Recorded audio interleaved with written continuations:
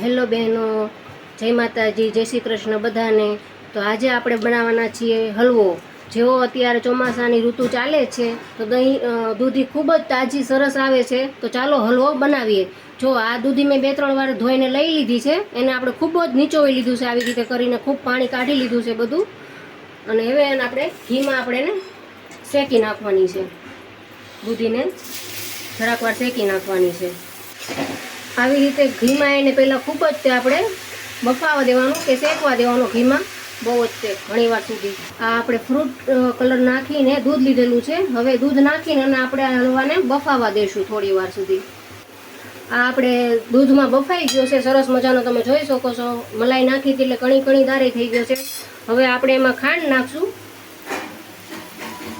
અને થોડુંક પાછું ઘી નાખશું. આપણે ઘી બરોબર નાખવાનું.